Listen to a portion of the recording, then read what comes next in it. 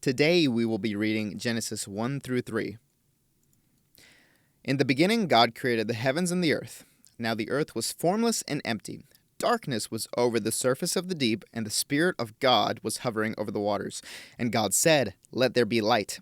And there was light. God saw that the light was good, and he separated the light from the darkness. God called the light day, and the darkness he called night. And there was evening and there was morning the first day. And God said, "Let there be a vault between the waters to separate water from water." So God made the vault and separated the water under the vault from the water above it. And it was so. God called the vault sky, and there was evening and there was morning the second day. And God said, "Let the water under the sky be gathered to one place, and let dry ground appear." And it was so. God called the dry ground land, and the gathered waters he called seas. And God saw that it was good. Then God said, "Let the land produce vegetation, seed-bearing plants and trees on the land that bear fruit with seed in it, according to their various kinds." And it was so. The land produced vegetation, plants bearing seed according to their kinds, and trees bearing fruit with seed in it according to their kinds. And God saw that it was good. And there was evening and there was morning the third day. And God said, "Let there be lights in the vault of the sky to separate the day from the night, and let them serve as signs to mark sacred times, and days and years. And let them be lights in the vault of the sky to give light on the earth." And it was so. God made two great lights, the greater light to govern the day, and the lesser light to govern the night. He also made the stars.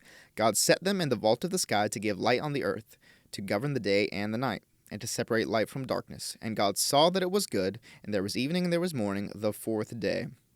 And God said, "Let the water teem with living creatures, and let birds fly above the earth across the vault of the sky."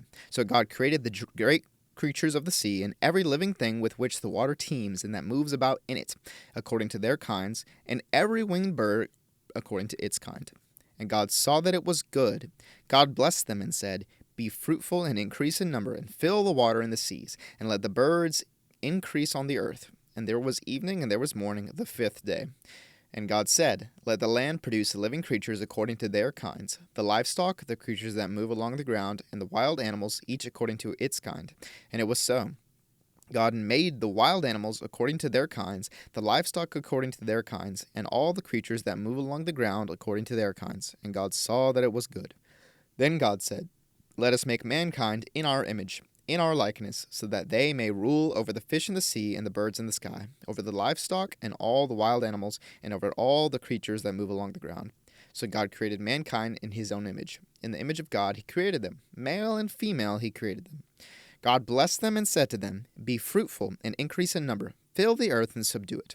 Rule over the fish in the sea and the birds in the sky, and over every living creature that moves on the ground."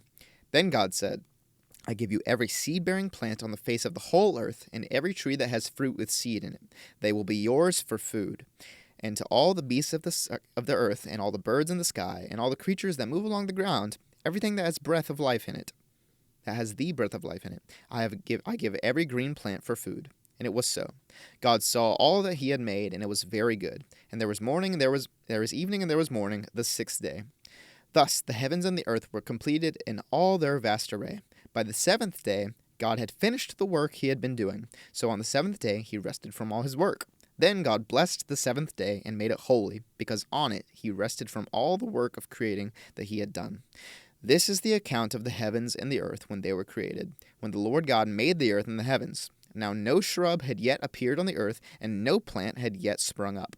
For the Lord God had not sent rain on the earth, and there was no one to work the ground. But streams came up from the earth and watered the whole surface of the ground. Then the Lord God formed a man from the dust of the ground, and breathed into his nostrils the breath of life. And the man became a living being. Now the Lord God had planted a garden in the east, in Eden, and there he put the man who he had formed.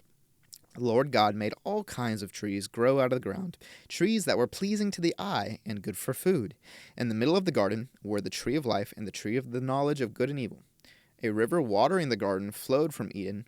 From there it was separated into 4 headwaters. The name of the first is the Pishon. It winds through the entire land of Havilah, where there is gold. The gold of that land is good. Aromatic resin and onyx are also there. The name of the second river is the Gihon. It winds through the entire land of Cush. The name of the third river is the Tigris. It runs along the east side of Asher. And the fourth river is the Euphrates. The Lord God took the man and put him in the Garden of Eden to work it and take care of it. And the Lord God commanded the man, "You are free to eat from any tree in the garden, but you must not eat from the tree of the knowledge of good and evil, for when you eat from it, you will certainly die." The Lord God said, "It is not good for the man to be alone. I will make a helper suitable for him." Now the Lord God had formed out of the ground all the wild animals and all the birds in the sky. He brought them to the man to see what he would name them, and whatever the man called each living creature, that was its name. So the man gave names to all the livestock, the birds in the sky, and all the wild animals. But for Adam no suitable helper was found. So the Lord God caused the man to fall into a deep sleep. And while he was sleeping, he took one of the man's ribs and then closed up the place with flesh. Then the Lord God made a woman from the rib he had taken out of the man, and he brought her to the man. The man said, "This is now bone of my bones and flesh of my flesh. She shall be called woman, for she was taken out of man." That is why a man leaves his father and mother and is united to his wife, and they become one flesh.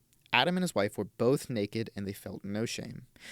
Now the serpent was more crafty than any of the wild animals the Lord God had made. He said to the woman, "Did God really say you must not eat from any tree in the garden?" The woman said to the serpent, "We may eat fruit from the trees in the garden, but God did say, you must not eat fruit from the tree that is in the middle of the garden, and you must not touch it, or you will die." "You will not certainly die," the serpent said to the woman, "for God knows that when you eat from it, your eyes will be opened, and you will be like God, knowing good and evil." When the woman saw that the fruit of the tree was good for food and pleasing to the eye, and also desirable for gaining wisdom, she took some and ate it. She also gave some to her husband, who was with her, and he ate it. Then the eyes of both of them were opened, and they realized they were naked. So they sewed fig leaves together and made coverings for themselves. Then the man and his wife heard the sound of the Lord God as he was walking in the garden in the cool of the day, and they hid from the Lord God among the trees of the garden. But the Lord God called to the man, "Where are you?" He answered, "I heard you in the garden, and I was afraid because I was naked, so I hid." And he said, "Who told you that you were naked? Have you eaten from the tree that I commanded you not to eat from?" The man said, "The woman you put here with me, she gave me some fruit from the tree, and I ate it." Then the Lord God said to the woman, "What is this you have done?" The woman said, "The serpent deceived me, and I ate it." So the Lord God said to the serpent, "Because you have done this, cursed are you above all livestock and all wild animals. You will crawl on your belly, and you will eat dust all the days of your life. And I will put enmity between you and the woman, and between your offspring and hers. He will crush your head, and you will strike his heel." To the woman he said, "I will make your pains in childbearing very severe. With painful labor you will give birth to children. Your desire will be for your husband, and he will rule over you." To Adam he said, "Because you listened to your wife and ate fruit from the tree about which I commanded you, you must not eat from it. Cursed is the ground because of you. Through painful toil you will eat food from it all the days of your life. It will produce thorns and thistles for you, and you will eat from the plants of the field. By the sweat of your brow you will eat your food, until you return to the ground, since from it you were taken, for dust you are, and to dust you will return." Adam named his wife Eve, because she would become the mother of all the living. Now the Lord God made garments of skin for Adam and his wife, and clothed them. And the Lord God said, "The man has now become like one of us, knowing good and evil. He must not be allowed to reach out his hand and take also from the tree of life and eat, and live forever." So the Lord God banished him from the Garden of Eden to work the ground from which he had been taken.